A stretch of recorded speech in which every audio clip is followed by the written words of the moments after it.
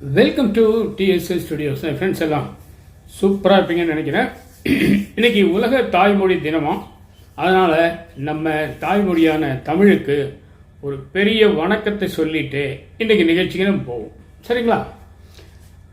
ஒருத்தர் டாக்டர்கிட்ட போகிறார், உடம்பு சரியில்லைன்னு போகிறாரு. அவர் எல்லாம் பரிசோதனை பண்ணிவிட்டு 4-5 மாத்திரை மருந்தெல்லாம் ஒரு சீட்டில் எழுதி கொடுக்குறாரு. நேராக போகிறாரு, மெடிக்கல் ஷாப்பில் கொடுத்து மொத்தமாக வாங்கிட்டு வந்துடுறார். அவர் இன்னொரு சூப்பர் மார்க்கெட்டுக்கு போகிறாரு. அங்கே செல்ஃப் சர்வீஸ், வண்டியை தள்ளிகிட்டே போகிறாரு, கூடை தூக்கிட்டே போகிறாரு, வேணுங்கிற பொருளாக எடுத்துகிட்டு வந்து போடுறாரு. பில் போடுற இடத்துக்கு வந்தோன்னா பில்லை போடுறாங்க, பேக் பண்ணி எடுத்துகிட்டு வந்துடுறாரு. இதே நபர் ஒரு சாதாரண மளிகை கடைக்கு போகிறார். அந்த கடையில் எப்படி சிஸ்டம்னா, நம்ம சொன்னோம்னா அவங்க எடுத்து கொடுப்பாங்க பொருளை. கடைக்குள்ளே நம்ம போக முடியாது, சின்ன கடை, ஒரு 16 அடி உள்ள நீளம் இருக்கும், ஒரு 10 அடி என்னமோ அகலம் இருக்கும், அவ்வளோதான். சின்ன கடை, நிறைய பொருள்கள் இருக்குது. போயிட்டு வந்து எடுத்து கொடுப்பாங்க. அங்கே போயிட்டு என்ன பண்ணுறாரு, கையில் ஒரு லிஸ்ட்டு வச்சுருக்காரு. அதை வச்சுக்கிட்டு கடுகு 100 அப்படிங்கிறார். அந்த பையன் ஓடி போய் கடுகு 100 எடுத்துகிட்டு வந்து போகிறான். மிளகு 100 அப்படிங்கிறார். மிளகு 100 எடுத்துகிட்டு வந்து போடுறான். அப்புறம் உளுந்தம்பருப்பு உடைச்சது ஒரு 100 அப்படிங்கிறார். இப்படியே ஒரு 7-8 ஐட்டம் தான் அவர் வாங்க போகிறாரு. 7-8 ஐட்டத்தையும் ஒவ்வொன்றா சொல்கிறாரு. இந்த ஏடிஎம் கார்டில் நம்பர் ஒன்றா சொல்லு அப்படின்னு ஒரு இந்திக்காரர் நம்மளை ஏமாத்துறதுக்கு ட்ரை பண்ணுவார் பார்த்தீங்களா? உங்கள் கார்டு லாக் ஆகிடுச்சு, அத்தை நாம ஓப்பன் பண்ணுறோம், நம்பருக்கு ஒன்றா சொல்லு அப்படின்பா. அந்த மாதிரி பாணியில் இவர் ஒன்றா சொல்கிறாரு. அவங்ககிட்ட பழகிட்டாரா என்னமோ தெரியல. அப்போது கொஞ்சம் யோசனை பண்ணால் அந்த கையில் இருக்க சீட்டை அவங்கக்கிட்ட கொடுத்துடலாம். அந்த பையன் போய் ஒரு குறிப்பிட்ட இடத்துல இருக்கக்கூடிய அந்த பொருட்கள் எல்லாம் ஒரே நடையாக எடுத்துகிட்டு வர்றதுக்கு வாய்ப்பு இருக்கும். பெரிய ஐட்டமாக இருந்தால் ஒரு 5 கிலோ 10 கிலோ அரிசினா தனியாக தூக்கிட்டு வருவான். பட் 100, 50, 100, 50ன்னு 10 தடவை 7 தடவை 8 தடவை போகிறதுல என்ன நமக்கு பெனிஃபிட்ஸ் வருங்க பார்க்கலாம். அவன் சீக்கிரம் டயர்டாயிடுறான், சலிச்சுக்கிறான், நமக்கும் டைம் ஆகுது. அது ரொம்ப பாவமாக தெரியுது பார்க்குறதுக்கு. நான்லாம் ஒரு 5 ஐட்டம் வாங்கணும்னு சொன்னால் நேராக போய் வீட்டிலேருந்தே எழுதிட்டு போவேன். இல்லாட்டி அங்கேயே ஒரு சின்ன பேப்பர் எடுத்து அவங்க ஒரு பில்லு போடுறதுக்கு வச்சுருப்பாங்க. அதில் அந்த 5 ஐட்டமும் எழுதி எவ்வளோ வேணும்னு எழுதி கொஞ்சம் இடத்தையும் விட்டுருவேன். இப்போ என்னன்னா, அந்த 5ஐயும் ஒரே நடையில் ஒரு 2-3 நிமிஷத்தில் எடுத்துகிட்டு வந்துடுவோம் அந்த பையன். அதுக்கப்புறம் அந்த பில் போடுறவர் என்ன பண்ணுவார், நம்ம கொடுத்த சீட்லேயே விலையை போட்டு டோட்டல் அமௌண்ட்டு போட்டு பணத்தை வாங்கிட்டு நம்மகிட்ட அந்த பில்லை கொடுத்துருவார். டைம் மிச்சம். மனிதாபிமானம் இந்த இடத்துல ரொம்ப முக்கியமாக நம்ம பயன்படுத்தணும். அதுதான் கொஞ்சம் நீங்கள் தெரிஞ்சுக்கணும். இது என்னங்க இது, நான் எப்படி வேணால் சொல்லுவேன் அப்படின்னு சொல்லக்கூடாது. பாவம், அவனும் மனுஷன்தான் இல்லைங்களா?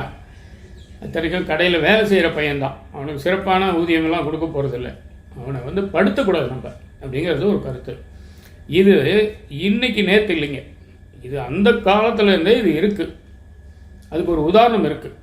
அமைச்சர் பதவிக்கு அடிதடி உலகம் பூரா எப்போவுமே எந்த காலத்துலையுமே இருக்கும் போல்.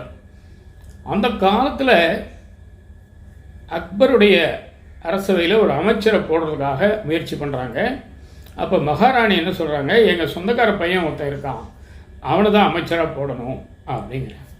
அக்பருக்கு பீர்பால் மேலே ஒரு கண்ணு, அவரை அமைச்சராக போட்டால் நல்லாயிருக்கும்னு அவருக்கு தோணுது.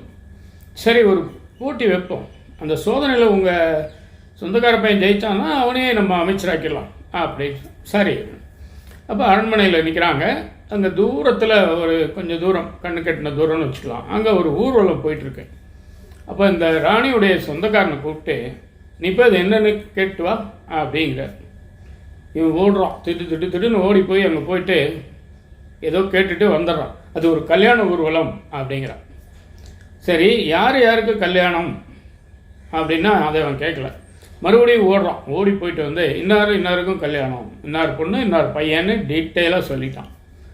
சரி, அவங்க எந்த ஊரில் கல்யாணம் பண்ணிவிட்டு இப்போ எந்த ஊருக்கு அந்த ஊர்வலத்தை போயிட்டுருக்காங்க, பயணமாகறாங்கன்னு சொல்ல முடியுமா அப்படின்னா மறுபடியும் போகணும். இப்படி ஒரு 5 கேள்விக்கு கிட்டத்தட்ட 5 தடவை போயிட்டு வரான். அவ்வளோ தூரம் மூச்சு இறக்கி ஓடி போயிட்டு வரான். இது பீர்பாலுக்கு தெரியாது. இது ஒரு பக்கம் இருக்கட்டும். பீர்பாலை கூப்பிட்றாங்க, இன்டர்வியூ மாதிரி தானே, தனித்தனியாக. பீர்பாலை கூப்பிட்டு, அங்கே என்னமோ ஒரு கூட்டமாக போயிட்டுருக்காங்கல்ல, அது என்னன்னு பார்த்துவாங்க அப்படிங்கிறார். பீர்பால் போயிட்டு அதே மாதிரி வந்துடுறாரு, கேட்டுட்டு வந்துடுறாரு. இப்போ அந்த அரசர் கேட்குறாரு, அக்பர் என்ன கேட்குறாரு, அது என்ன ஊர்வலம்? அது ஒரு கல்யாண ஊர்வலங்க. பொண்ணு மாப்பிள்ளை யார்? இன்னார் மகள் இன்னார் மகன். ரைட். எந்த ஊருக்காரங்க? இந்த ஊருக்காரங்க. இப்போ எங்கே போகிறாங்க? அந்த மாப்பிள்ளை ஊருக்கு போயிட்டுருக்காங்க. சரி, எப்படி கல்யாணம் தடபடலாம் பிரமாதமாக நடந்ததான். ரொம்ப வசதியான குடும்பம், ரெண்டுமே மகிழ்ச்சியாக இருக்காங்க. பொண்ணு மாப்பிள்ளை ஜோடி கூட ரொம்ப பொருத்தமாக இருக்குது அப்படின்னு சொன்னாராம். இப்போ அக்பர் அந்த ராணியை பார்த்தாராம். ராணி வானத்தை பார்த்தாங்களாம். ஏன்னா இப்போ நேருக்கு நேராக பார்க்க முடியாது. அவங்க சொன்ன கேண்டிடேட் வந்து ஒரு நடையில் ஒரு கேள்விக்கு தான் பதில் சொல்கிறார். ஆனால் பீர்பால் ஒரே நடையில் போய் அந்த சரித்திரத்தையே சொல்லிட்டார். இப்போ ஆட்டோமேட்டிக்காக பீர்பாலை அமைச்சராக்கிட்டார். அது ஒரு பழைய கதை. அதே போல் நாம் அந்த பையனை ஏன் ஓட விடணும்? இந்த இடத்துல நாம் ஓடுறதில்லை.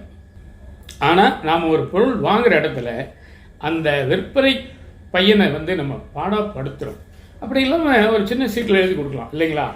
இதுதான் எனக்கு விஷயம். இதை நீங்கள் ஆலோசித்து தீர்மானித்து நீங்களே முடிவுக்கு வாங்க. சரிங்களா? நிச்சயமாக இந்த விஷயம் உங்களுக்கு பிடிச்சிருக்கும்னு நினைக்கிறேன். ஏன்னா இது மனிதாபிமானம் சம்மந்தப்பட்டது.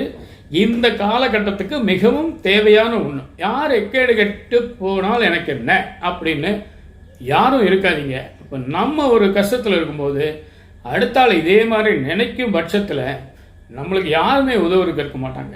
சரிங்களா? அதனால் இந்த விஷயத்தை கொஞ்சம் அசைப்பட்டு பாருங்கள்.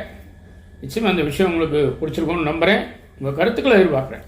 மீண்டும் அடுத்த எபிசோடு சந்திப்போமா? அதுவரை உங்களிடம் இந்த விடைபெறுவது உங்கள் அன்பன் டி. சண்முக சுந்தரம், போத்தனூர், கோயம்புத்தூர். நன்றி, வணக்கம்.